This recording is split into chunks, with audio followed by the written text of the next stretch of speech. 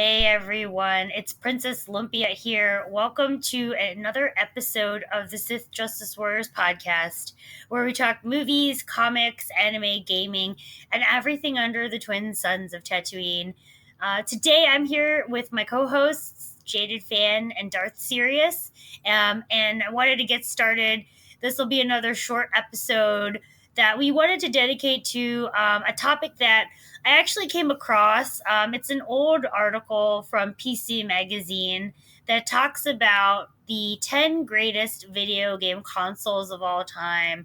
I wanted to get started on it, so I'm just going to read a snippet, a couple snippets from the article and their rankings, so that we can kind of discuss and talk through what our top three, what we consider our top three video game consoles of all time right now.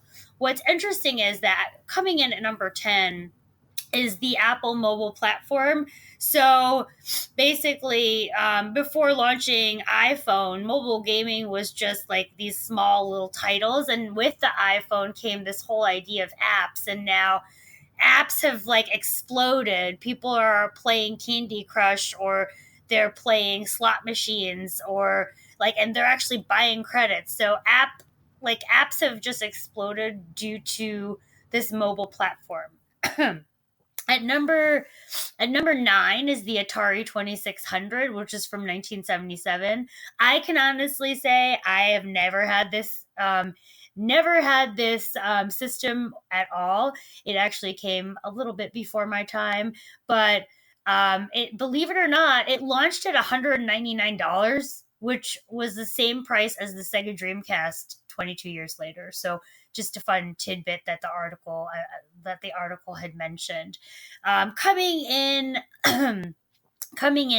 next is the Nintendo Game Boy, and so everyone should be familiar with the Game Boy. I know the Game Boy exists in new formats now, but it was one of those things that was like one of the first. I remember when I got a Game Boy, like this handheld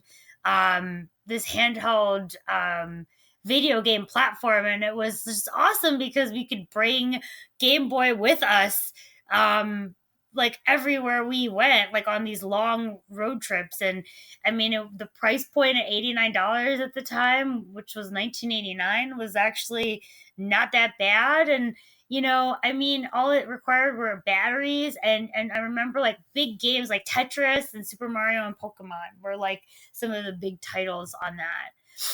The next one is the Neo Geo Advanced Entertainment, which came out in 1990. I did not have this. I do know SNK's. I'm very familiar with some of their games, like King of Fighters. But this one's an intriguing one because the price point of the console actually launched at $649. So for the time, that was a lot of money. Rounding out the first five, as we go in the countdown.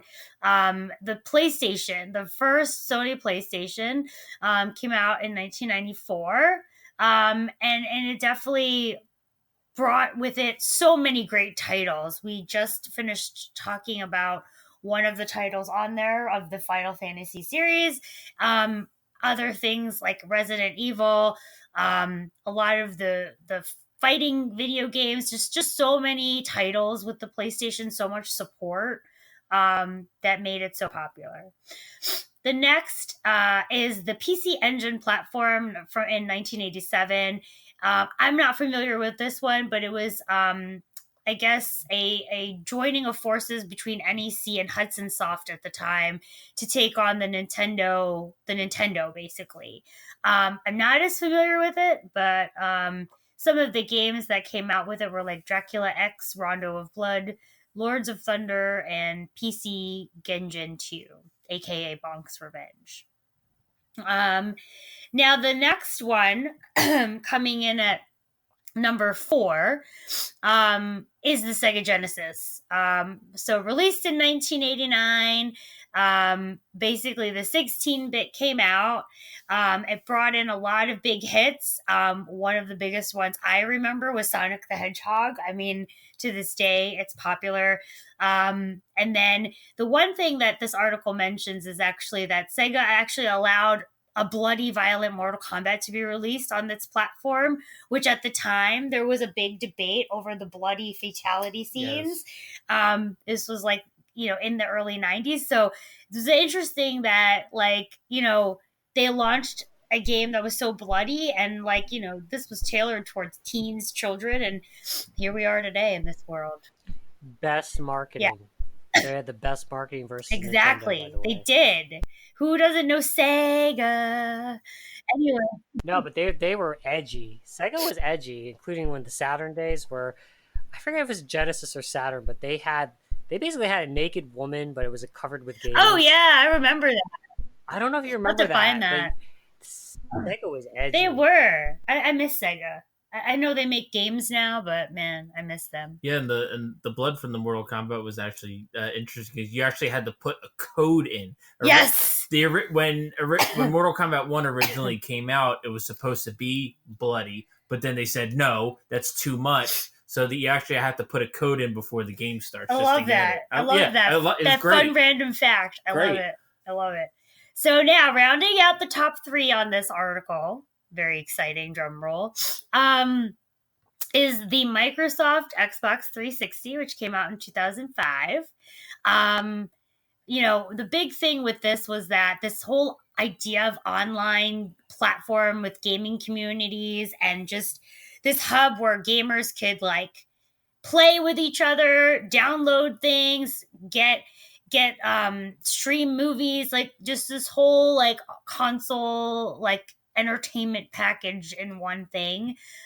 Some of the outstanding titles were Alan Wake, Halo 3, and Mass Effect 2, which I know you're very familiar with, fan.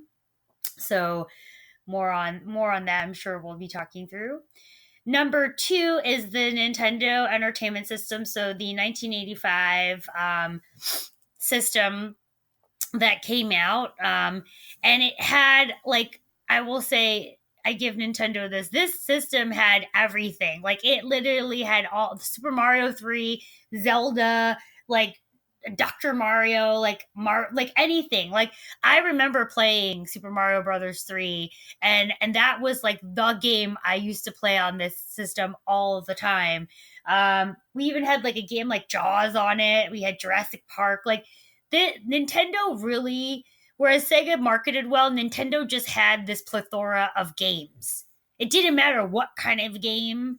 It like literally had these random games. Duck Hunt, like Snoopy Olympics. Like, you name it, and they had it. And I'm sure in Japan they had more than we did. So jealous.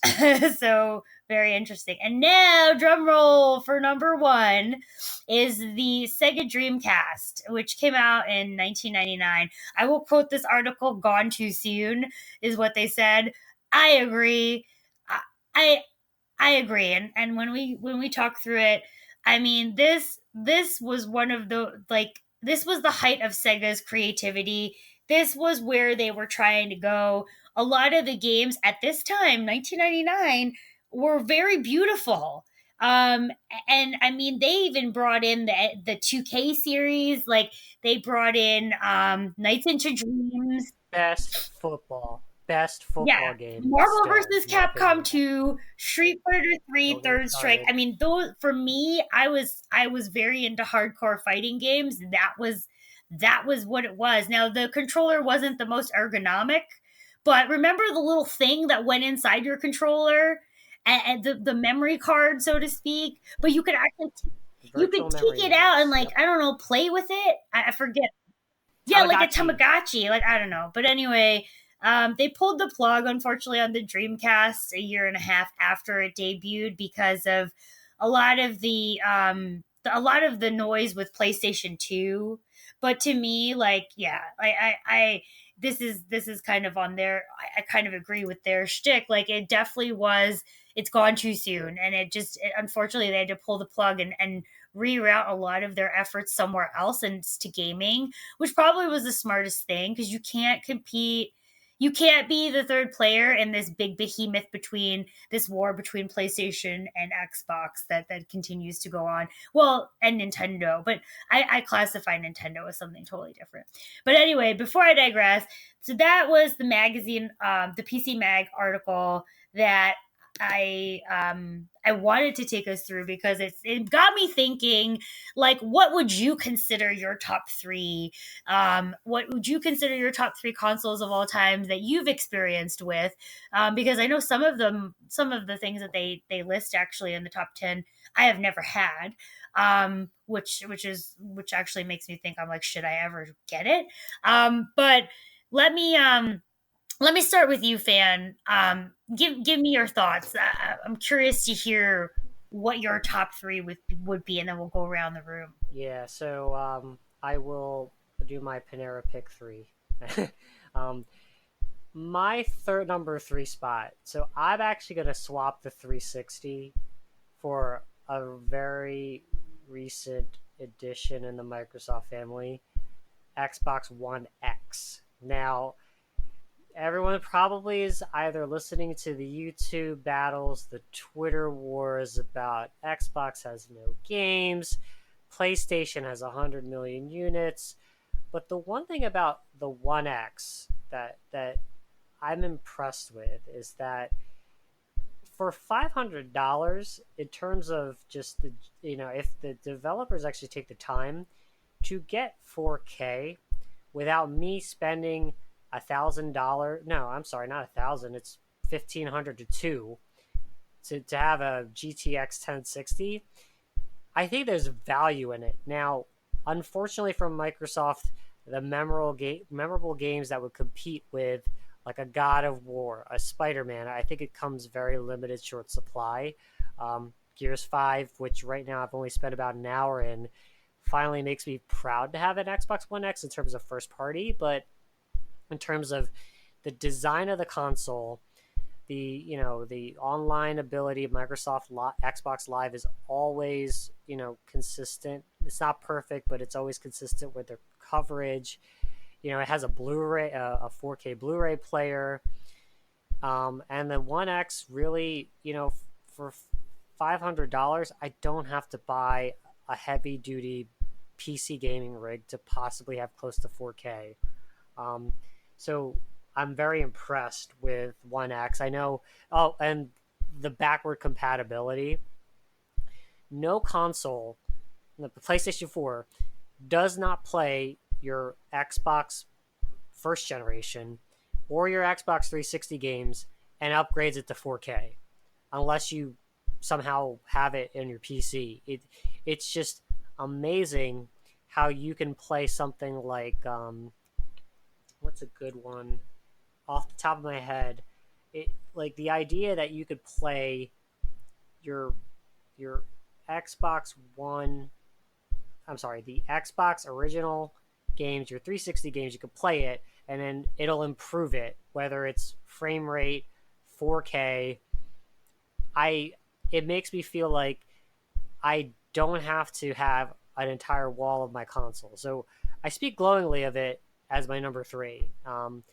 My number 2, I actually would defer to the PlayStation 1 because PlayStation 1 number 1, it actually normalized CDs.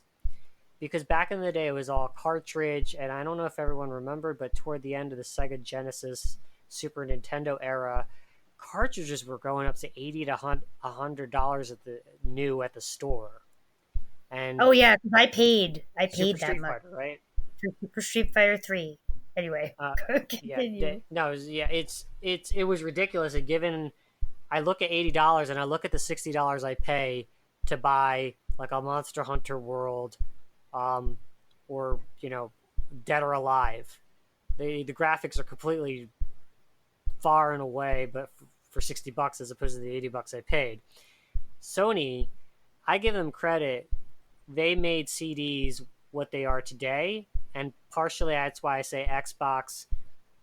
Microsoft has done a good job in getting us to push us to a digital world, because nowadays the idea of me putting a CD is actually ridiculous. other than that, though, with the Sony PlayStation, they had the DualShock, which, if I recall, it was someone's got to fact check me. I believe that was the first controller with 2 sticks. The DualShock for the PlayStation 1. Oh yeah, the DualShock. Yep, I remember. Because it was It always rumbled, like it rumbled when you played. yeah, it rumbled too. And then the games were just memorable. I mean, Resident Evil 2. I think that's a game I've played 20 times trying to get S rank. No cheating. I didn't use a battle booster this time. The RPGs, particularly the JRPGs. Oh, it's just fantastic. Like the JRPGs of Final Fantasy 7, 8. I'm not a fan of 9 as much, but I know a lot of people like 9. Xenogears. It's just so many great. Oh, Wild Arms. I remember that one. Yes, I remember that one. That was a classic too. So the PlayStation 1 was a phase in my life where I really loved JRPGs. Final Fantasy Tactics is another one. Also, Parasite Eve. Oh, I wish they brought that back. Yeah, they need to do a remake of that. Oh, bring that back. Yes. I have one called Elemental Gearbolt.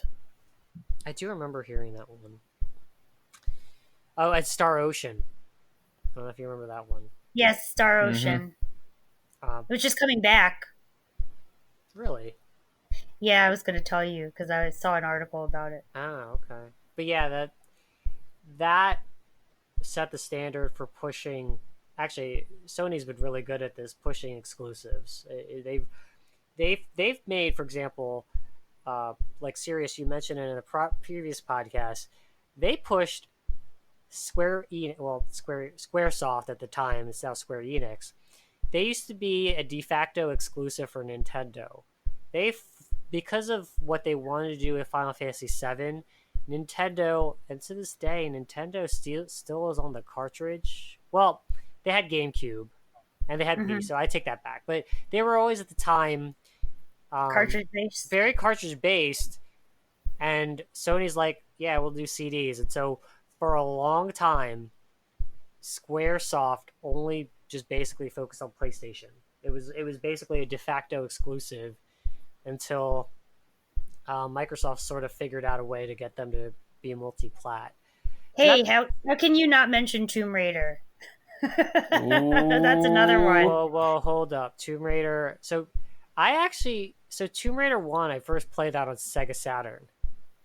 Oh, that's true. It was at the time. But yeah. It was heavily on PlayStation 2 because really there was only PlayStation 2. Yeah. But the original Tomb Raider, wasn't it on PlayStation? Yeah, so. It was both on PlayStation. And the second one, I think. Yeah. So it was on both PlayStation and Sega Saturn. And then Sega Saturn lost the war, and so it just ended up going to PlayStation 2. Got it. But I just always assumed I always associated Tomb Raider with multiplat, but maybe it's my recent bias that it's always been multiplat in my mind. But you're right. Tomb Raider, God, Lara Croft, man. If you want to talk about a woman that stood the test of time, and let's push that aside. Anyway, my number one is not original. I'm going to defer to the Dreamcast. If you want to talk about setting the standard for quality, launching this thing on 9/9/99, this was I want to say this was the first. I think this is the only console that I ever stood in line for. Yeah, I think so. I think so. Yeah, I stood in line for this one. The games were great. I mean, Jet Grind Radio, I will never forget. I bought this on Steam, and I'm not gonna play it, but I just have to own it. This is such a it's unique. It's unique. So unique. It's about graffiti while you're on skates. Like, yep. And they normalized it. It was so cool. Shenmue, I never got to beat, but I mean, a lot of people love it. It was actually Shenmue is the precursor for the Yakuza series that, like, the idea of open, like a semi-open world. you could play on the arcade, you could have a job, you had to train your fighting skills at the same time while trying to get revenge for your father's death. That was actually pushing a genre forward. And a lot of people love the Yakuza series. Those fans need to thank they need to thank Shenmue for that. And oh my goodness, NFL 2K. To this day, I played a few Maddens. I think my last one was the what was the one Brady was on the cover? 18. I think so. Because Antonio Brown's on 19. Don't get me started on him. Yeah, so I think NFL 2K. Oh, it was the TO. That was the last one. The TO one. Yeah. It was an Eagle. That forced Madden. It forced EA to pay a lot of money to the NFL in order for them to have exclusivity, because NFL 2K was pushing the genre. It was making it better, and now Madden, you want my honest opinion, is more stale. It's like, yeah, this innovation of the hit stick, or is Patrick Mahomes known for something like a no look pass? Does he do no look passes? I think so. I just know he scores a shitload of touchdowns. He did a no look pass this past weekend. So yeah. Of course he did. Of course he did. Anyway, that and NBA 2K. Remember AI was on the cover? Oh my god, 2K. I think NBA 2K is now considered the greatest basketball game. It has pushed EA with NBA Live, and I think NBA 2K forever is the de facto NBA. Like, yeah, if the players in the NFL care about Madden, their rating, it's the NBA 2K that they care about their rating for the NBA players. Fighting games, Dead or Alive was there. Oh my Capcom God. versus SNK 2. Marvel versus Capcom 2. Yes. Street Fighter 3 Third Strike. I was in this fighting game binge. And then, oh, by the way, remember that JRPG called Skies of Arcadia? Oh my god, dude! I don't think I ever saw the ending of that. That was a beautiful game. I wish they brought that back or did something. And then, oh yeah, you Lumpia, you remember our Soul Calibur? Oh my god, fights? we were the only two that played it that way. It was the best way to play Soul Calibur. Like you basically go in and lock your health bar at like basically max health, and you try to ring out your opponent. That's the best way to play Soul Calibur. Like, forget about this health bar stuff. You got to ring out the person to win. Health bar stuff? Like, you mean traditional fighting game stuff? No. So it was all about ring out. You could beat each other for 10 hours, and if you don't ring out, you don't win. That was the whole game. It was about placement for us. Tactical, yeah. You had to pop the person up in the air and then whack them out like a ring. That was our game. That is our game, and you know what? It's on Xbox, so maybe you and I need to get a copy so I can. I have it. We have it. I think I have to look. Calibur? But I know I have Soul Calibur. Maybe not the most recent. Maybe the one. No, we just need the 360 version. Yeah. But not only that, it had the internet. It was trying so hard to do the internet. It tried to do like the web browser. PSO, Phantasy Star Online. Oh, how could I forget? Oof. Oh, you do realize that Phantasy Star Online, like Dreamcast had like trying to do Ethernet, internet gameplay. They were doing it before everything else. And then Phantasy Star Online, I know World of Warcraft, was that around that time? I don't know, but like Phantasy Star Online made console, it was like a good way for a console player to play online. Like it's such a standard now for us to play an RPG, Monster Hunter World, we could play Black Desert Online. Back in the day, that was only a PC thing to do. Wasn't Shining in Sega? Was it on Dreamcast or was it on a different? Which Shining? I can't remember. If you're talking about Holy Ark 3, Force 3, that was Saturn. Okay. So got it. It really, the Dreamcast, I mean, great library of games. Remember Resident Evil Code Veronica was. Oh my god, that was such a good one. There was a quality to the build and make. I feel like this in that generation, it was the only one with a trigger, like the left and right trigger was like a gun trigger. I don't know Yeah, if, you're right. Because at the time, well, PlayStation had the trigger, the thing, but it's not like the trigger where like it's a like a yeah, gun. like a It's like gun. a Yeah, gun trigger. yeah, And that's why I gravitated to Xbox, because that was the closest to the trigger. And then I also selfishly, I I I never forgave Sony for killing Sega. Well, it's not dead, but I just never forgave Sony fully for killing Sega. yeah. So Agreed. selfish of me, petty of me, but hey, I gave Sony the number 2 spot. So I talked a lot. So my 3 was the Xbox One X, 2 was PlayStation 1, and Sega Dreamcast was my 1. So, um, Sirius, do you want to go with yours? Yeah. Well, before I get into my top three, I do want to give an honorable mention to the Super Nintendo. And I say that because my number three is the Sega Genesis. The Sega Genesis was the very first console I've ever owned as a kid, and a lot of the games that I played on Sega Genesis, they were also on Super Nintendo. I think one of the games aside from Super Mario All Stars that stood out for me was Super Mario RPG, which is one of my favorite games of all time. But I put Sega Genesis at number three because I guess it's more on a personal level for me. Like I said, like I grew up playing that. My very first game I've ever bought for Sega Genesis was Mortal Kombat 1, and I also played Super Street Fighter 2. It was the one that had the four new characters. It had like Cammy, T Hawk, DJ, and Fei Long, I believe his That was name. the one I paid $80 for. I stand corrected, not 3. It was Super Street Fighter 2. So yeah, Technically, we put our money in a box in a. Remember that white shoe box? yeah, Yeah, but $80. I'll never forget it. You and I were like yeah. We're gonna. KB Toy. Was it KB Toys and like the KB Yeah, Toys? back in the day. Yeah, And we were like, "Are we ready to go with this?" We're like, "Yeah." But yeah, you look at all these like fighting games that came out, between Mortal Kombat, Super Street Fighter 2, Killer Instinct, Primal Rage.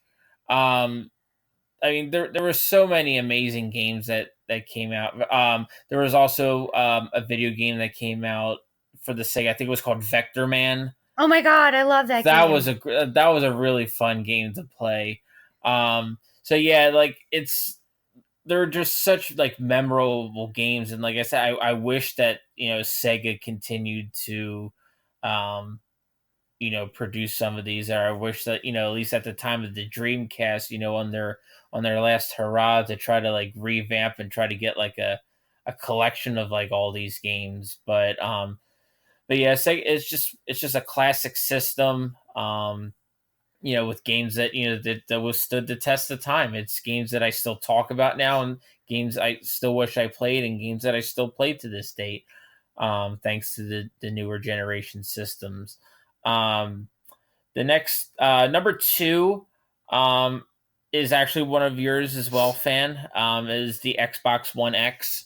I The reason why I love the Xbox One X is because I'll be honest, before the 360, and I think even after a little bit after the 360, that was kind of like the turning point for me between Sony and Microsoft, because Sony, I just felt like, was just behind the ball on so many things, like especially backwards compatibility being one of them.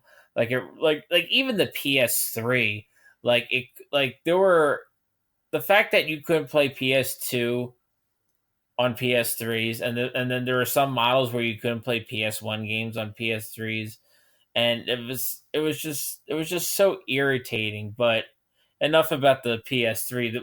Another reason why I love the Xbox One X so much is, with all these new games that are coming out, it really gives people a chance to not only connect. You have Mixer built into the One X, so you can actually broadcast your games. So somebody who just happens to go on Mixer and sees, oh my God, he's playing this game. I've always wondered what it was like, or I haven't played this game in so long. You can just like, watch it and, become invested, through someone else's, entertainment. And also the fact that, it just makes it so easy to connect with your friends and actually, join parties and actually, experience all these wonderful new games together. When it's not down. Yeah. I mean, sometimes it's the Wi-Fi to blame, to be honest. But but it's that popular of a system. It's like when a popular band or act comes into town, so many people try to buy tickets that the site crashes. Mm-hmm. It's like it just lets you know that it's definitely in demand. And well, it's really Gears 5 that's causing it. Yeah, I blame Gears 5. but yeah, like I said, like all these other games that are for the Xbox, you have Gears, you have Destiny, and of course, who can forget Halo, PUBG. Speaking of fan, we need to start playing again. And then also Anthem, rest in peace. For the small amount of time that was popular. Then also Division. Division was such a great game. Yeah, and to further your point, I mean, it feels like we're getting closer and closer between the differences of a console and a PC. Mm-hmm. It's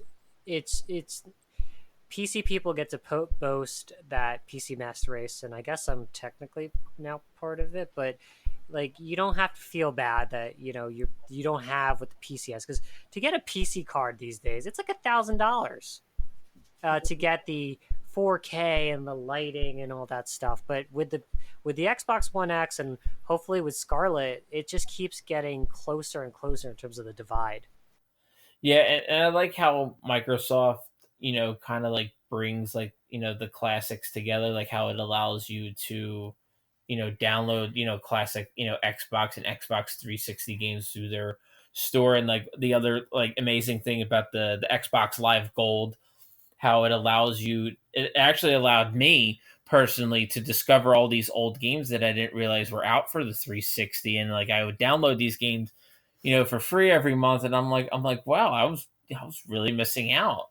But yeah, just from the graphics to the interface, and just the ability to connect with people and actually, have everybody enjoy the games, through this platform. It's definitely something special, and to your point, I'm really looking forward to what Scarlet brings to the table when that releases. So yeah, that's my number 2. Number 1, I mean, I've kind of touched on it. It's the platform that has the greatest Final Fantasies ever made. And yes, my number 1 is the Sony PlayStation 1. As much as I've talked about, slowly converting to Microsoft around the 360 era, Sony PlayStation 1 will always be my favorite console of all time. I mean, and Final Fantasy 7, 8, and 9, that's just part of it. I mean, there were so many unique games that came out, with the PlayStation 1. I remember when I used to get demo discs in the mail, and it would have like a demo. Literally, a screen would pop up with like, it would almost look like TV screens. It was like 12 or 16 different games that you could like that you could demo, and it just what they were trying to do at the time in terms of graphics and engaging the audience into getting their games. I remember there was a puzzle game. I'm not sure. Let me know if you guys remember this. It was a puzzle game called Intelligent Cube, and that was a tough one.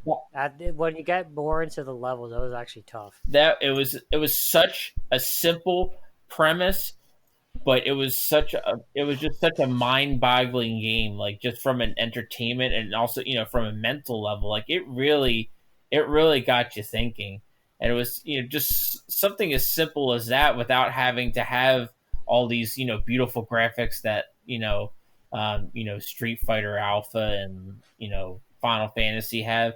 The fact that something like this can actually be successful on a platform such as the PlayStation, it really tells you the kind of diversity of games that that PlayStation had. There was also it was a competition game. It was a combination of different like races. It was actually called One Extreme, and then they ended up coming out with 2 Extreme and 3 Extreme. I don't know if you guys remember those. It was like a combination of, they had like snowboarding, Yeah. bicycling, I and vaguely remember all the that. yeah, and What about Gran Turismo? yeah. Remember Oh my that? gosh! As Heaven is Wide. Oh my God, yeah. Start off with my Mazda Miata J, and then just work my way up. What was that game where I you were always- on a water, like where you were on a, oh my God, Road Rash. Road Rash. No, Road Rash wasn't Sony PlayStation. That was Sega. Oh. Well, Road Rash was up to Sega. Was it Road Rash Genesis. 2? And Yeah. That was it. and That was also, it. who could forget Twisted Metal? I never played Twisted Metal. I never was a great fan of that. There was but another I game respect though. it. What was the game where you were on a jet ski? Oh, Jet Jet Moto. Moto. Jet Oh Moto! my God. Yes! That's definitely a greatest Yes! hit. Yeah.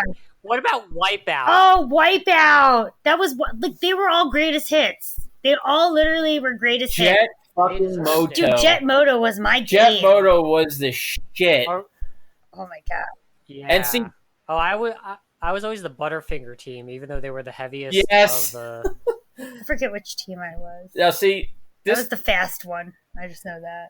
now I was thinking about this. Like, just this conversation right here, like, just makes me feel that much more confident about having the PlayStation 1 as my number 1 pick. Like, there's so many things that you can talk about because it was right at the point like where literally like video game consoles were taking that next step. Hmm.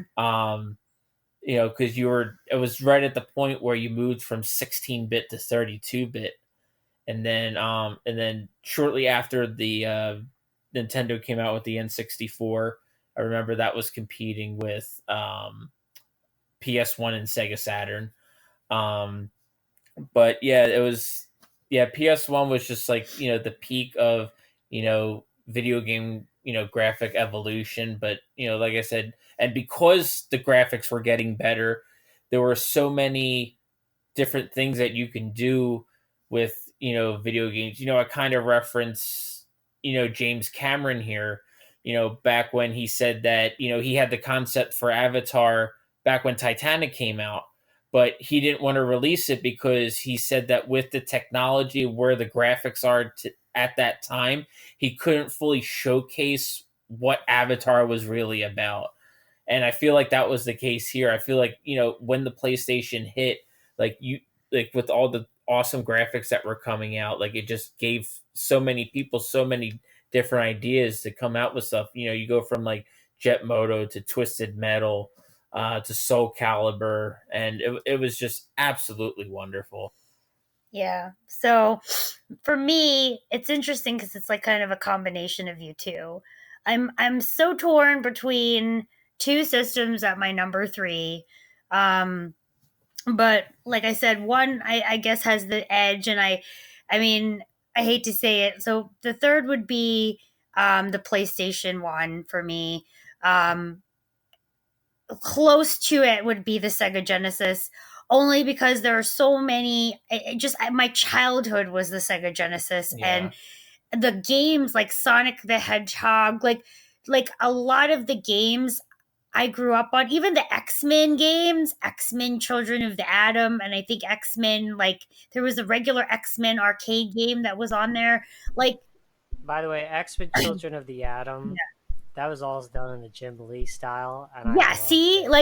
like those games were on, like all those action sort of games were on the Genesis, as well as fighting games, which is what I love. Even the Ninja Turtle game, I actually forgot to mention that. I mean, Sorry, X-Men Children of the Atom was oh, Sega sorry, Saturn, bad. but Oh. but you're talking about Clone Yes, Wars Clone Wars. That's what it was. with the The phalanx. phalanx. That was so cool. It was. It really like I said.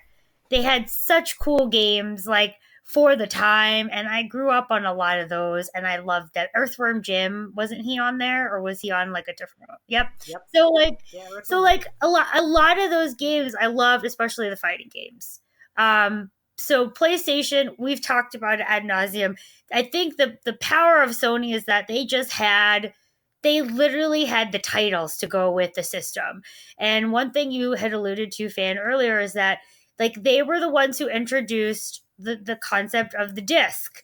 And I will say, like, I feel like, our PlayStation got a lot of usage from us, between both of us.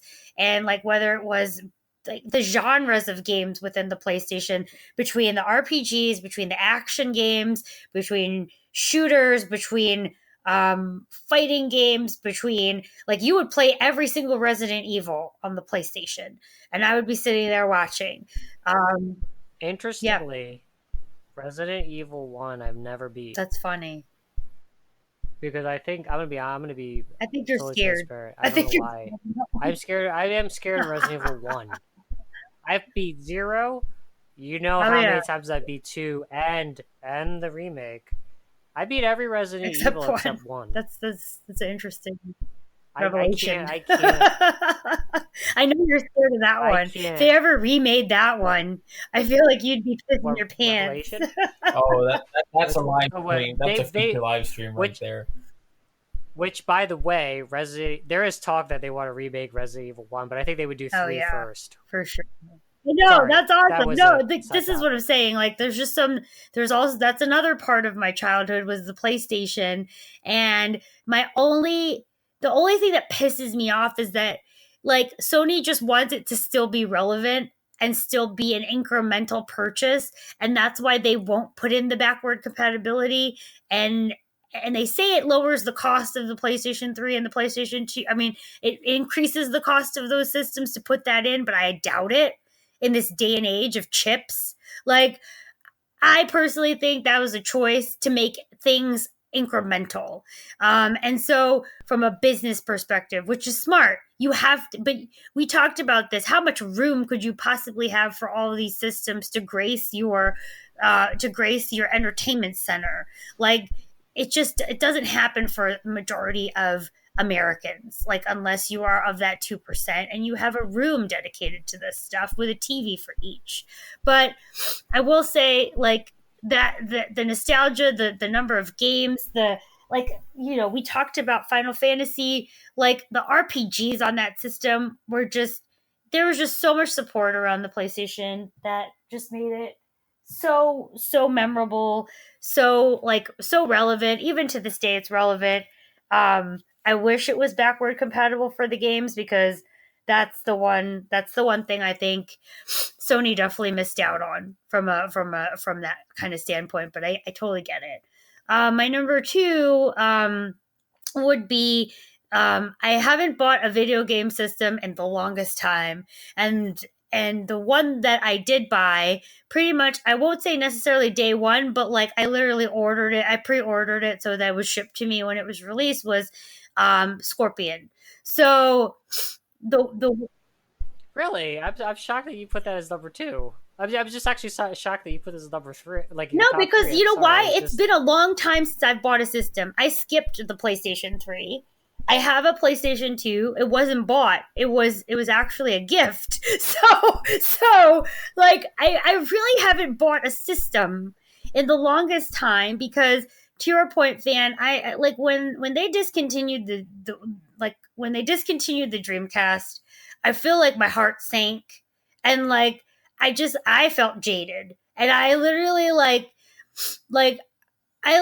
just, like, I kept up with a lot of gaming, but never really played a lot of gaming. Like honestly, like, the most recent system I bought is Scorpion. Like, and I had to buy the Scorpion version of the Scorpion.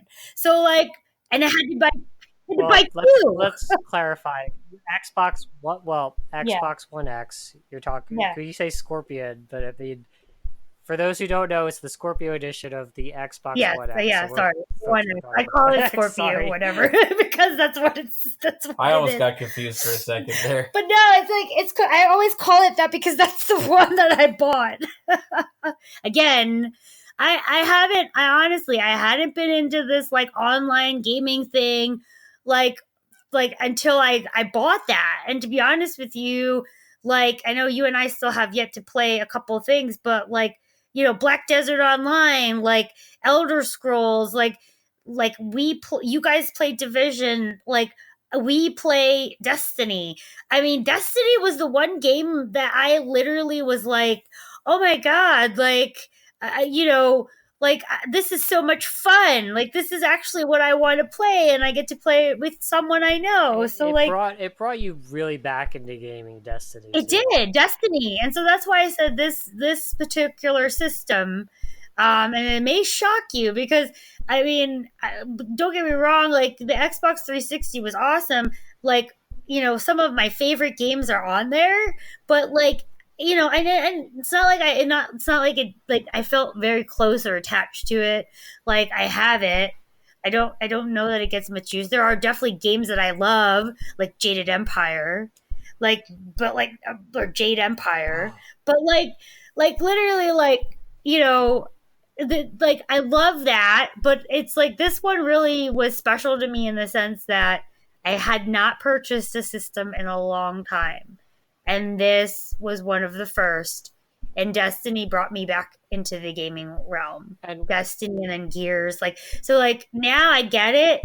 What's interesting is it's funny because the things we used to do as children, which was sit there and watch someone else play and make commentary, are now the things that are happening on these consoles. It just makes me laugh. Yeah, and one thing I want to add is like there was a time where we all three of us we live very far from each other, and this Xbox really, you got to give it credit. It really made online connectivity on consoles normal, and I think the One X really pushed us to just really like personally. This is more for me on a personal my perspective. It kept us connected, and that's why. And exactly. That's why Microsoft's brand, in my opinion, always keeps me connected. PlayStation, it has online, but I never really ever associate it with connection. Yeah, exactly. And like I said, it was more or less like it was a little choppy, their online community on PlayStation, and to be honest, I haven't used it in a while. It's collecting dust. We'll use it for like some of the old games that we love to play that that are not backward compatible. So like we have to play them on the system that they were made for. But yeah, I mean, it's exciting that Xbox is bringing the backward compatibility. That was the one sell for me besides all the functional aspect of the 4K and everything like that. I mean, to your point, if you can't afford to build a supercomputer, not many people can. Like, because you really need something to really truly experience PC gaming, I feel. And I'm not an expert, but I feel like you need something. You need the internet to work. You need the graphics card. You need the support to make the experience worth it, like the way these guys are on Twitch and things like that. But if you can't afford it, this is the next best thing for you. And if you can't afford it, this is a great introduction for you so that when you can afford it, you can appreciate it. But this is a good segue, like you mentioned, Fan, like to get you into this gaming community. And I was at a conference a couple weeks ago. Gaming is taking off. We talked about the Overwatch League and how big it is. Like, I tried playing Overwatch, but I'm not good at it. That's my only issue. Like, I love the concept of it, but I just can't. I'm not that good. And so the respawning just ends up like it's just too many. It's just for the minutes that I play and the amount of respawning that happens, it's not worth it. Brigitte is my main in that game, but I hardly play it too. Yeah, so it's like, but I love the concept of it. But again, like it's that big, and Xbox is making that happen. I feel like people don't give them credit for that like Microsoft credit for that, you tend to forget also that they weren't making money in the gaming industry on their consoles. They don't make money on the consoles. They make more money on the system, the computer, like the software, the service. They don't make anything on consoles. The only reason they're doing it is for share. Like they want share from Sony. That's well, you know the story of how they got it was they called it the Valentine's Day massacre.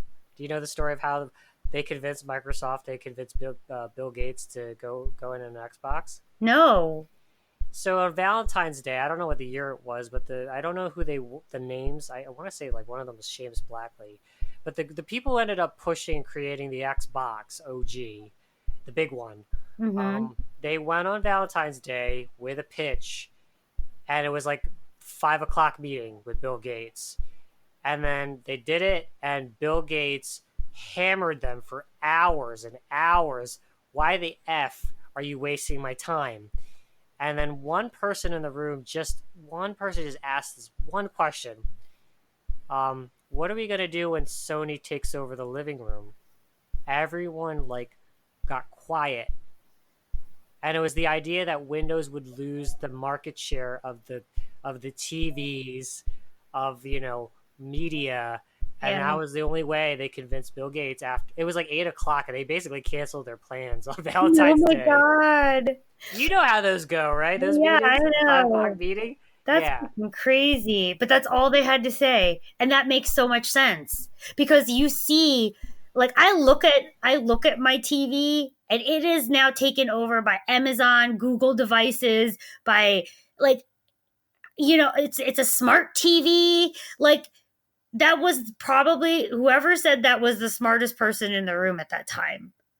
Because too bad Microsoft didn't win it because it ended up being a Google Apple thing. But yeah, it ended up being that. But you know what? If your console is an Xbox right next to your cable box, then they've won. Because at least they have the apps within the console to support it. I know Sirius streams the WWE network through the console. Yes. So this is where they can win. If you make it a thing that is, you know, incremental to what exists and allows you to access the things you need, that sort of, you know, ability to just click on it and access the apps, watch YouTube, whatever, like that's all you need. So in a way, in my mind, that they won because they're still relevant. They're still next to the TV. Yeah. So that is my second. And then number one, again, to your point, not original versus PC Mag or versus you, but just special to my heart is the Dreamcast. I love that system. When it came out, I specifically made sure I could play specific Japanese games on it and got it not modded, but Dreamcast. Yes, I basically got the disc to boot it and allow it to play Japanese games because I had to play. I had to play Marvel vs. Capcom, the Japanese version. Like I couldn't wait. Like we went to New York City. Capcom versus SNK2 was only Japan. Yeah, there, right? Or was it that one? Yeah, like we had to go. We went to New York City and bought like several of those Japanese like games because we had to have them for the Dreamcast. And I wonder if that place is still there. I wonder too. It was near that's where I got my Ava's. Yeah, it was near the it literally was right by the train station or Madison Square Garden. Oh, it's probably gone. It's probably gone. But yeah, like that place, like we literally would go there and buy all these Japanese games. And then we would put the boot disc in and then we would play them. But like literally, like Marvel versus I am a big lover of fighting games. Marvel versus Power Stone 2. Power Stone 2, like as Capcom versus SNK, like those games I just didn't want to wait for them. And Nights into Dreams was another one that I love. I absolutely love that game. I was so happy to see that they put it out for Xbox. Rival Schools. Oh my god. Yes, Rival Schools. Yeah, Rival Schools. Yeah. Serious. That was pretty cool. Yeah. That was a good reminder. That was a good reminder too. Like that one, like I think wasn't there Street Fighter Alpha 2 or something Alpha like 3. that? Alpha 3. It's Super Street Fighter 2, Yeah. Street Fighter Alpha 3. No, I know them all. My gosh. Sakura, that was my fan. But yeah. So like and like what else was there? So besides that was of course, yes, to your point, those unique random I didn't play Crazy Taxi, but I remember that game. Jet Set Radio or Jet Grind Radio, that one. I don't know if you recall, and I never played it, Seaman. I'll just leave that. I never played that. Oh, remember it had House of the Dead? Oh my god! Oh my god, I'm man. so glad you mentioned that. Yes! If you can't beat him, join him. That's where the phrase came from. House of the Dead 2. One of the best shooters. Like, I love that game. Did you say that when you shot the innocent people? Yes! Because I was like, you know what? I'm just gonna shoot the innocent people. Oh my god. We have more stories about that song. Sure. Yeah, so House of the Dead 2. And then what? Oh my god, there were so many others. Like Confidential Mission. Oh my god, I remember that. That was another gun game. Yes, and then you had mentioned before Skies of Arcadia. And Wushu, shout out to Wushu. It was Quake, the Unreal Tournament. That was like a first person shooter. It was like an arena. Oh my gosh, that's right. It was a precursor like hero shooter, but yeah, that was another one. Yeah, and I mean, of course, I think you brought up Shenmue, Soul Calibur, like that was the other one. What else was there? Like PSO. I never played Space Channel, but Marvel vs. Capcom was a big one for me. Choo Choo Rocket was actually a good puzzle game. Oh, really? I have to. The one where you try to, it's like you try to get the mice to go into the spaceship before the cat eats them. Oh, I remember. It's actually it's a pretty. It's like a puzzle game. In my pile. It's like a puzzle game. Yeah, it's somewhere in my pile. And then, do you remember Legacy of Kain Soul Reaver? Yeah, that was a good game. I didn't beat it, but it was a good concept. And then, yeah, you mentioned before the 2K systems, like the 2K gaming, that whole series, like NBA 2K, like it's interesting because ESPN got their hands on it, because it was actually the perfect pairing. That they basically ended up taking over like the two. I don't know if they still have 2K under their umbrella, but at the end of the day, it was the Madden killer. And like to this day, I prefer 2K over Madden. So it was still Madden has all these like intricacies of quarterback. You could basically look down a receiver to make them think you're going left, but you really pass right. Yes. They do the Mahomes this year. I think the Mahomes no-look pass is the signature move. Yep. But there is something in that TO year, maybe because, God, it was so great to have TO. But, yeah, it was that, to me, NFL 2K really pushed Madden to just say, here's $1 billion, NFL, just don't give it to anyone but Yeah, me. yeah. It's just weird how they were able to uphold basketball, but they just couldn't hold the football. I don't know if maybe it was because Madden already had such a tenure, because I think Madden was out since '93. I think that's It was back then. It was like Joe Montana football was the second. Super Bowl. Oh my god. Tecmo Bowl, Tecmo Bowl in the NES days, and then. I think Sony had 989. They used to have 989 as their studios. You remember those? Yep. Those Oh yes. And then Sega actually had Madden for a bit, and then when Madden sort of just leaned towards Sony, that was also another reason why Sega, which was with 2K Visual Concepts, they really pushed on trying to have a really good NFL game. Which, to me, I feel that Madden cheated by just basically throwing all the money at the NFL to just lock everybody out. Yeah. No, I agree. Like, they just paid. They paid to play, and I get it. So that's kind of, where I'm at. I to this day, I lament lament over the Dreamcast not being here. I still have it. We have played it. We like to search for some of those games that we don't have anymore. In some of these like used video game stores, a lot of the games on the Dreamcast command a pretty penny. Even the Saturn, which is another one that would make my top 10, to be honest with you. I wish Sega.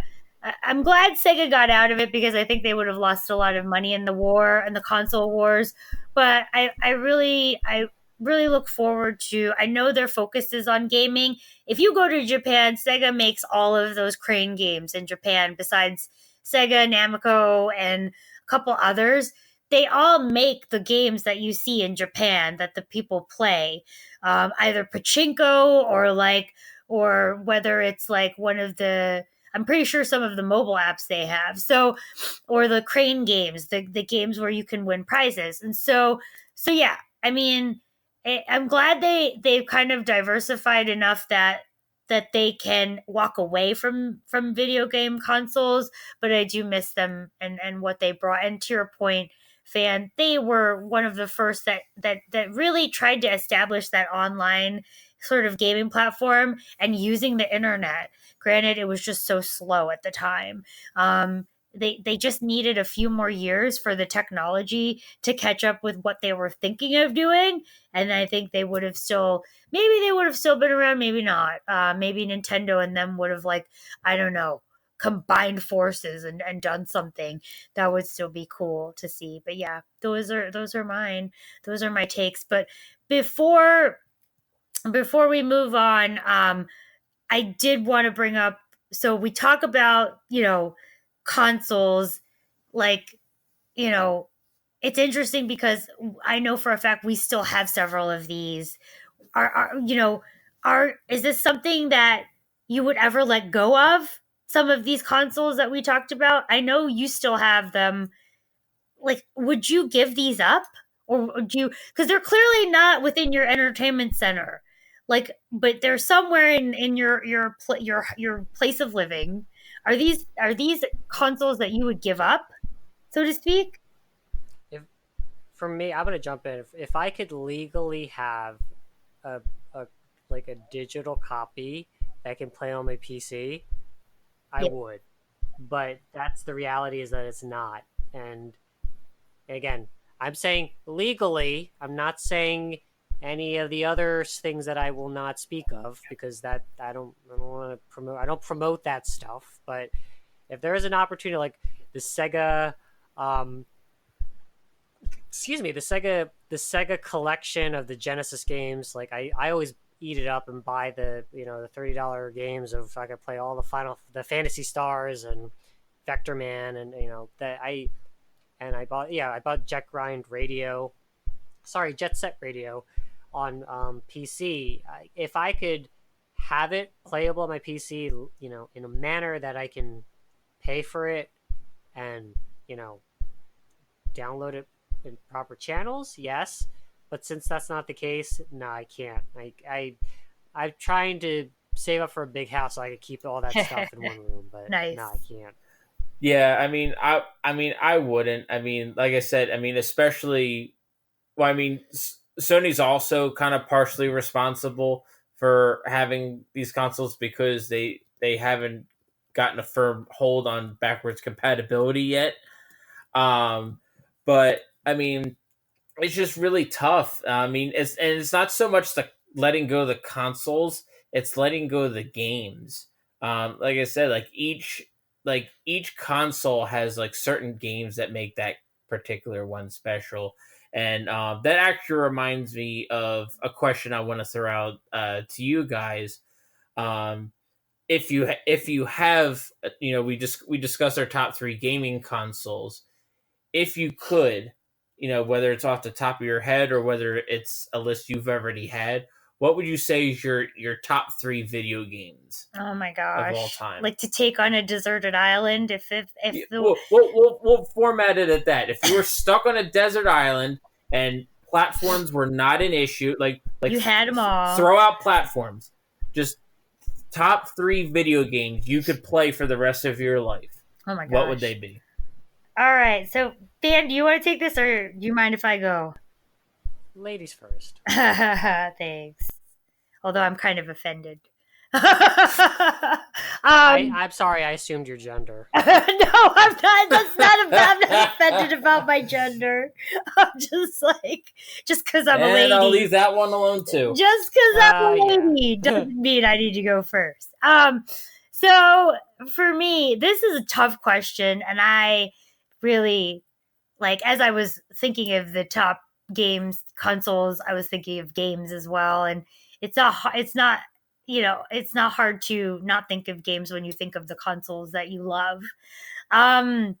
So for me, these aren't necessarily in order of top 3, 2, 1. This is just the 3 I would bring because at this point I struggle. There are so many games that I love. I have a personal attachment to that, literally, it was very hard to pare it down to 3. But if I had to, it would definitely be one of them would be Resident Evil 2. Just because that game, growing up, I would watch, Wushu and Fan play that. I've played it myself. And I'm very proud of myself because I get scared from certain scenes from there. But the fact that that game had an A and a B side was so awesome. Loved the characters. I always played as Leon. Loved the series. Resident Evil 2 would be one of the games I'd have to have. The next game I would have to have with me, it has to be a fighting game because I am a big fan of all those Street Fighter games, Marvel vs. Capcom, all of those things. So speaking of, it would have to be Marvel vs. Capcom 2. That's probably, I know there's other Marvel vs. Capcom, but that one is special to me. Cyclops in it. That's all that. That one had a cast of characters that I loved, but Marvel vs. Capcom 2 was one of those games that really changed the way fighting games, you approached fighting games. You brought in characters from all of their different gaming worlds and put them into one video game. You could fight and they all had different moves. You could combine the moves. It's just such a fun a fun game. It's constantly you're constantly engaged, you're trying to do combos, such a fun game. And then the last game, and by no means do I say that this is so I love the Dragon Age series. I would bring Dragon Age Origins. Dragon Age Origins was a game I spent so much time on. And the only reason I say I prefer the game system that was in Dragon Age 2, but I hated the storyline. Although my person wasn't as kick ass, but I was upset that I couldn't port over all of the things on Dragon Age that I could for Dragon Age 2. What about your discount? Fuck his discount. Enchantment? Fuck him, man. First off, don't you tell me I have a discount and I only save 5 shekels. Yeah, 5 fucking. Fuck him. Fuck him. Not even silver or gold. Five copper. Odin Fennec. Yeah, so Enchantment. so I literally those would be the games. Throw him to the bushes with Antonio Brown. Oh God. Here we go. So yeah, so that would be the games. There would be so many more honorable mention that I would say. Mass Effect, Mass Effect 2. It has to be Mass Effect 2 would be honorable mention on that. I love the space opera-ness of it. I love the different answers and that they could lead you on one path or another. And I always go the path of the closed fist, or in Gated Empire. Renegade up. I renegade up.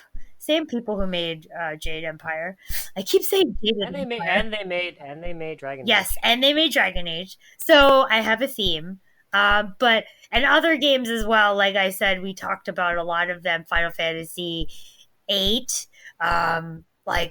Again, just a lot of other games get honorable mention, but those would be the ones that I would take with me. What about you, Fan?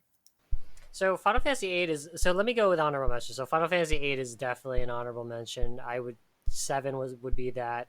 I'm just trying to go through honorable mentions by generation and console, and Oh, look at you. By Gen- generation and console. Genesis wise, it was War Song, which is actually called Langrisser. Oh my god, I love that. I love that game. Which I'm so excited because they're remaking it for Switch. They are not. Yeah, so I'm very excited that they're bringing that back. Saturn, honorable mentions to Dragon Force, honorable mentions to Shining Force 3 and Shining the Holy Ark.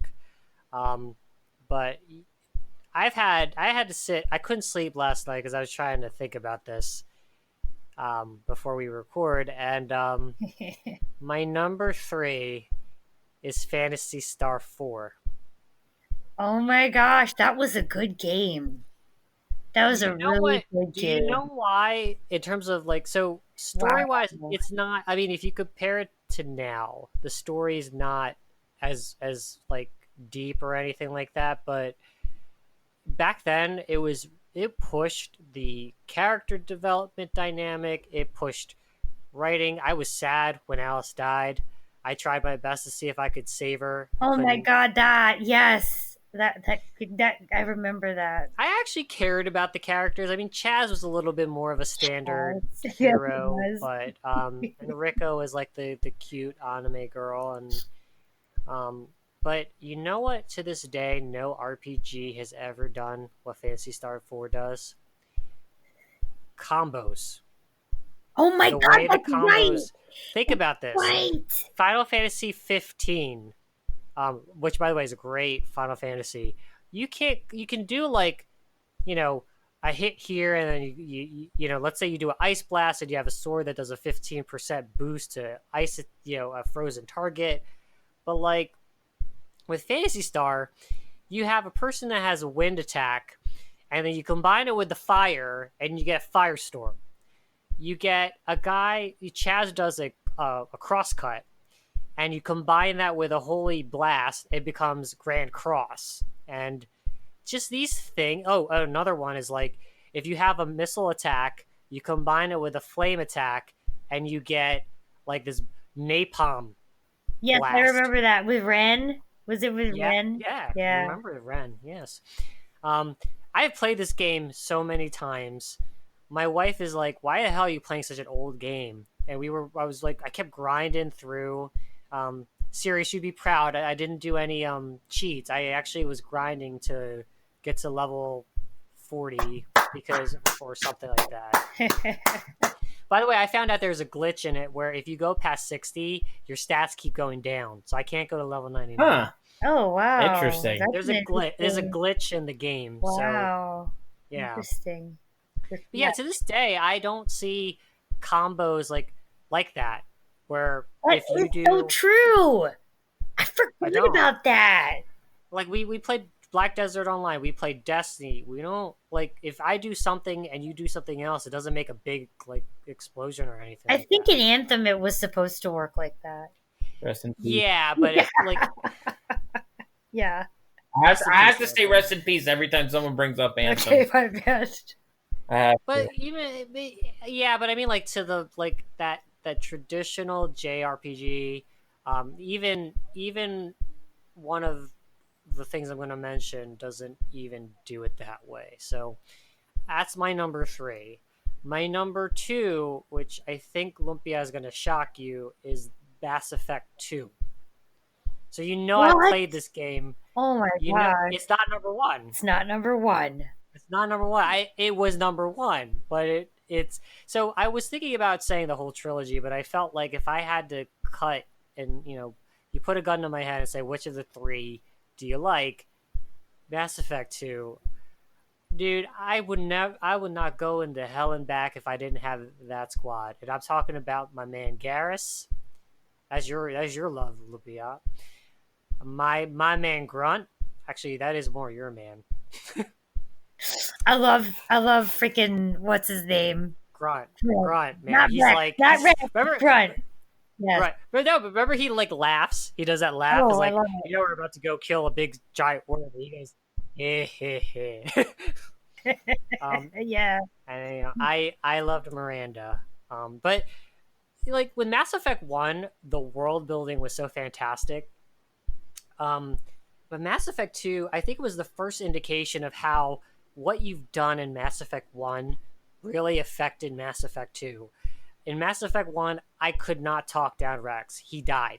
Ashley shot him. I never had Rex ever again in my one playthrough, because you know, Lumpia, I have many characters from Mass Effect 1 through 3.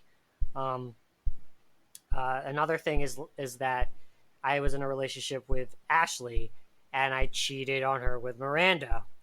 It's just like, and then you saw the implications too. But the seeing it live, like where, oh my god, I did this decision. Now I'm getting bit in the ass for it. That, and then not only that, this is the one thing where I like about it's similar to Dragon Age Origins, Lumpia. This is why you like Origins versus the other Dragon Ages. Mass Effect, the trilogy, specifically 2, I was never playing Shepard's story. I was playing my story. And that's why with Origins, I agree with you that it's the best Dragon Age, because you were playing the Warden, but it was you. Yes, it was me. It was all me. You were not playing Hawk's story in 2. You were not playing the Inquisitor's story in 3. You were the Warden, and it's you. And you feel it when you play Dragon Age 2. They keep referring to the Warden, and I'm like, I am the Warden. So what the, like, where am I at? I made myself king, damn it, or queen. Queen. So Mass Effect was more me. I was more of a gun person.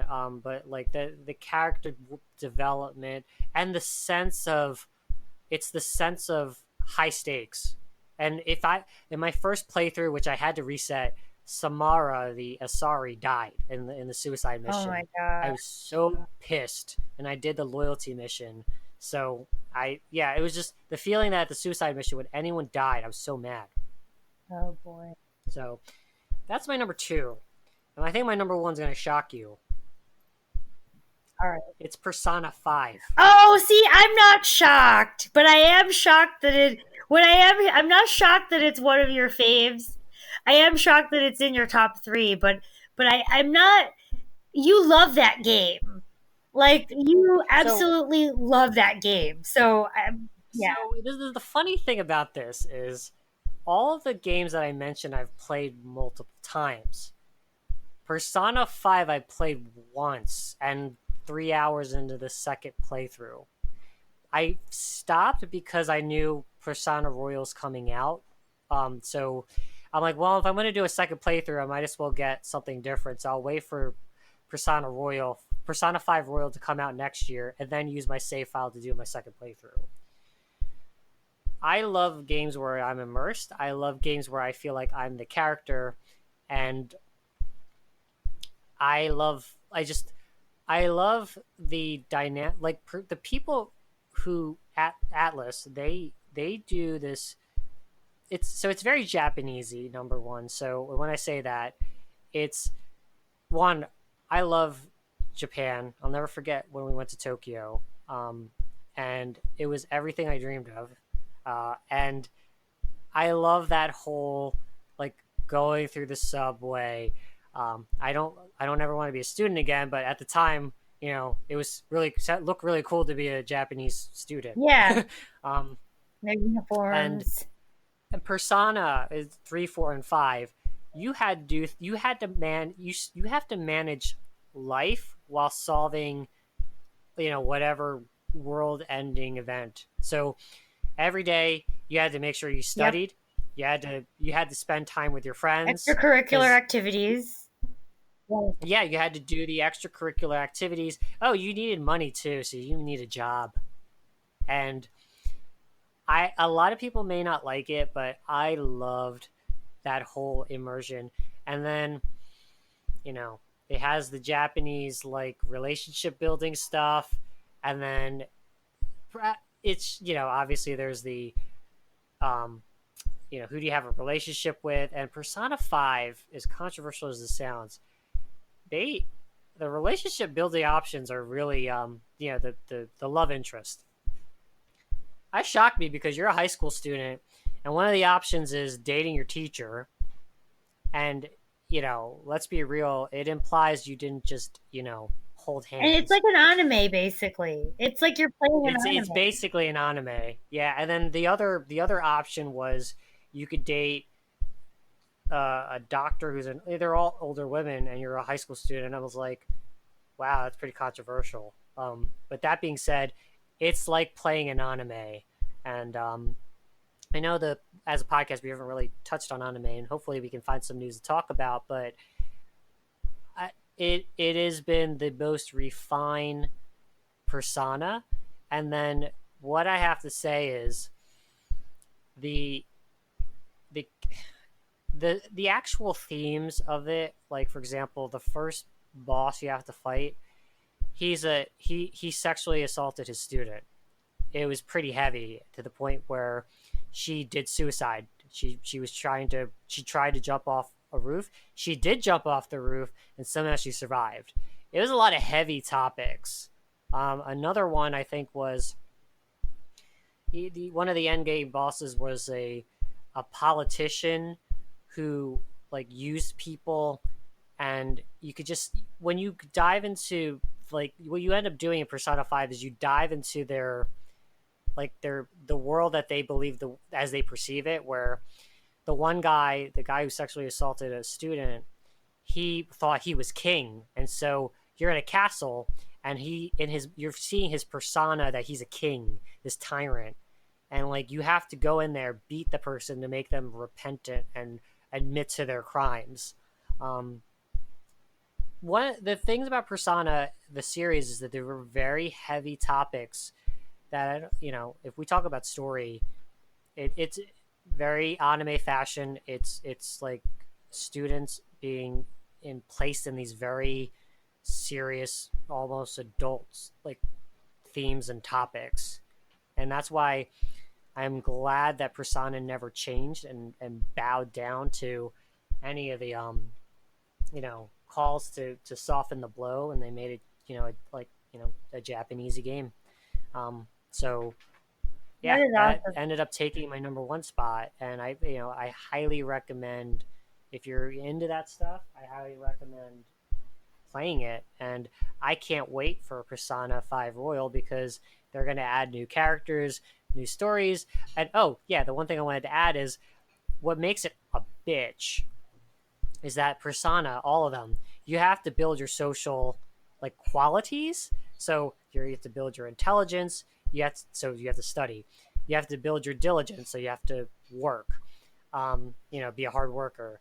Your charm, your empathy, and such a challenge because you need to do these things in order to build your relationships with your other team members or your friends or whoever your love interest you choose it to be. And there is a purpose for doing that because when you max it out, you get access to the top tier persona, which is also like the equivalent of a guardian force or a summon. And not only that, in Persona 5, they add the bonus that they actually help you out. Like they give you a negotiation tactic, they give you a new menu option to swap out characters in the middle of a fight. So it was Persona 5 is the most refined of that JRPG, and it's still turn based. It's still the classic turn based action. So yeah, I'm shocked, but I thought about it, and Persona 5, I can't wait for Royal, and that'll count as my second playthrough. All right. So, what about you, Sirius? Now it's like it didn't take me as long as I thought to come up with a top three. Having said that, I can't say that I can rank these. So, take these rankings, however you like. Starting off at number three is a fighting game. It's for the PlayStation 1. It's Mortal Kombat Trilogy. Nice. It was the last Mortal Kombat game that was made using the classic the 2D fighting style before they started getting into the more graphical Mortal Kombats. I think it was like Mortal Kombat 4 came out shortly after, and then I think Dreamcast's version of Mortal Kombat 4 was called Mortal Kombat Gold, and I saw that they were trying to do, but it was just terrible.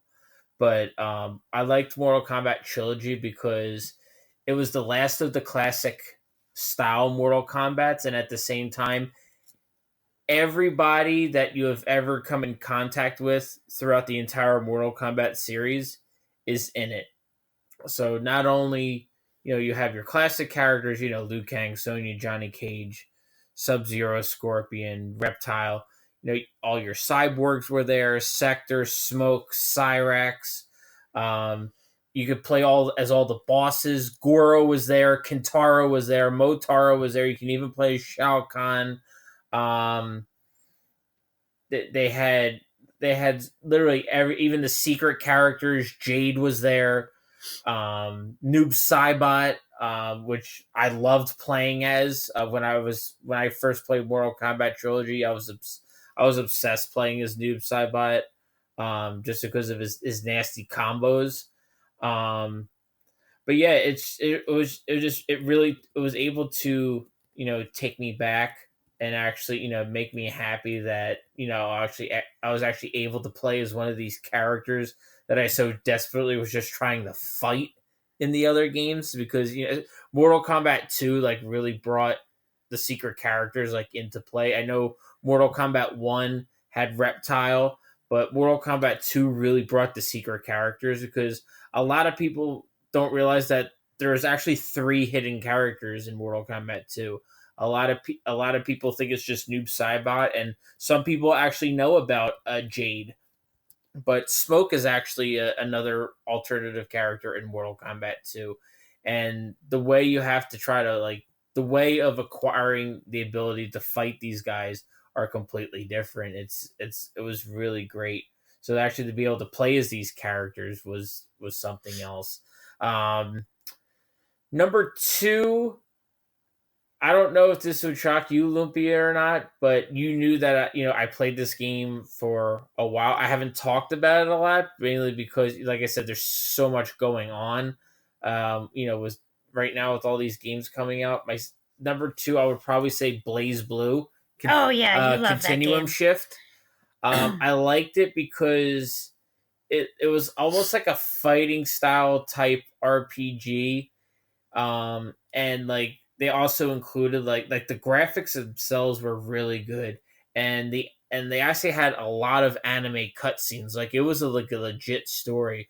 Every single character had a story, had like a storyline, and certain scenes from different stories actually intertwined, but from the other person, but from that particular character's view, and each character had a different ending. There was a good ending, there was a bad ending, and then I think there was a mediocre ending.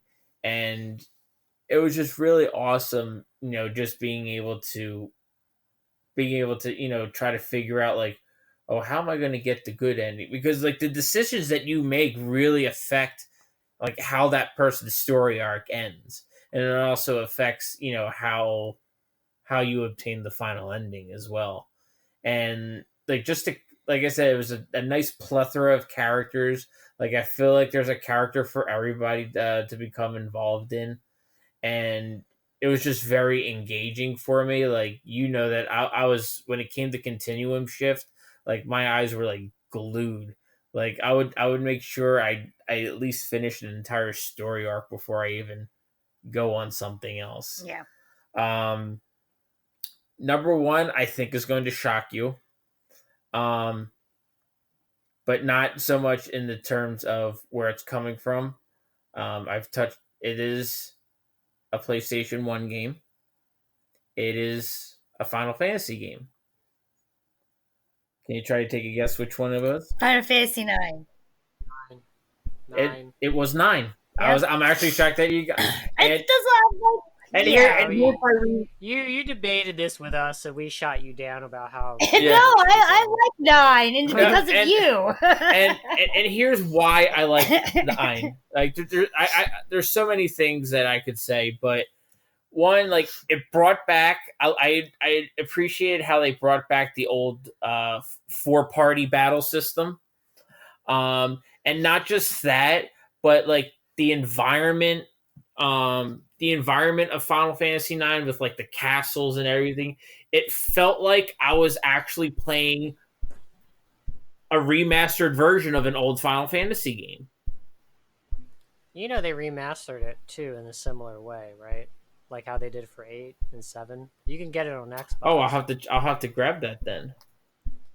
I know that's your favorite. They do also have a card game, but I didn't like that card game was very complicated because it was too complicated for me. I got very lost. I mean, I picked it up eventually, but it was a pain in the ass. But I felt 8 was a better card game because it was more complicated. It was just enough. Simplistic. Yeah. It was just enough. I mean, it's no Blitzball, but it was just no. But in all seriousness, like, you know how Square Enix is, remaking Final Fantasy VII.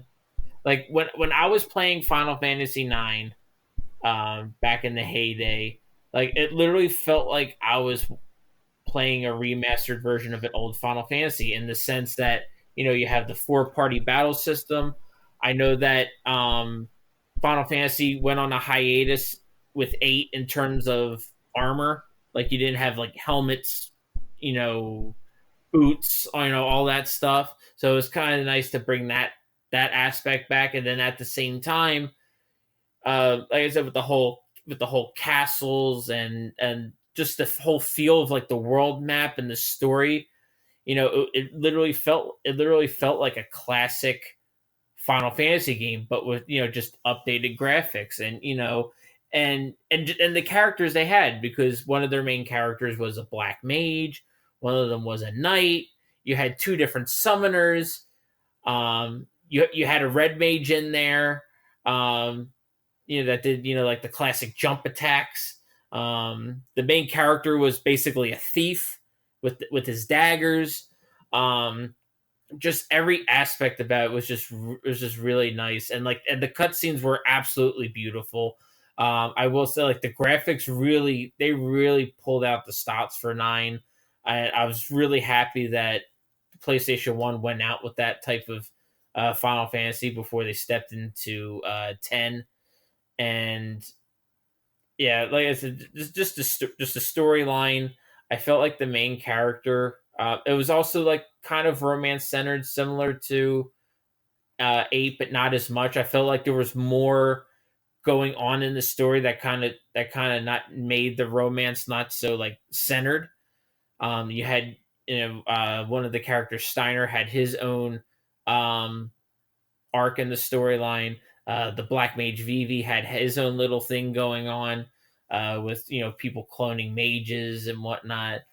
And it was just truly a magical game. And so, yeah, if I could pick one of those Final Fantasies to bring with me, it would definitely be 9. Nice. No, I mean, we definitely have that. Like I said, there are just too many games out there. So I agree with you, and like I you were the one who made me appreciate that game, because after having played 8, 9 was like a letdown for me. So it was like kind of like the way people probably felt about 7 and 8, but you had made me appreciate it a lot more for what it's worth. So yeah, and it's not so much for me to say that Final Fantasy IX is my favorite. I mean, like I said, there's something about 7, 8, and 9 that makes each one truly special in their own way. So, I mean, technically, either of them any of them could have made the list, in all honesty. But like I said, I just feel like 9 in particular, from the storyline, how long, like the amount of time it took me to invest in it. Like, it would, it was just really awesome. But Yeah, for me, I just didn't catch on to the characters. Maybe I'll give it a second chance, but you go from 8, where it's like the normal portioned characters, to back to this chibi sized view. That's where I sort of mhm. struggled. So that's 9 is not my favorite, but one day maybe I'll give it a chance. So yeah, maybe I'll give it a chance. Awesome. Well, that about wraps up another episode. Thank you to all our listeners as we continue to bring dark to light on pop culture, comics, gamings, and more. If you enjoy the show, please subscribe, tell your friends, leave us a 5-star rating, show your support for the podcast. We're planning to bring in some guests that are from the industry of games, comics, and movies to join us on future episodes. So definitely keep an eye out for that. We really want to hear from you fans because, without the fans, we don't have a podcast. Please reach out to us via email at Sith Justice Warriors Podcast at email.com or at our Twitter handle, which is at Justice Sith. Also, any links to articles referred to are in the descriptions. So check it out and reach out to us with your thoughts. I thank everyone for joining us on the Sith side. Thank you to Jaded Fan and Princess Lupia, and talk to you next week. Thanks.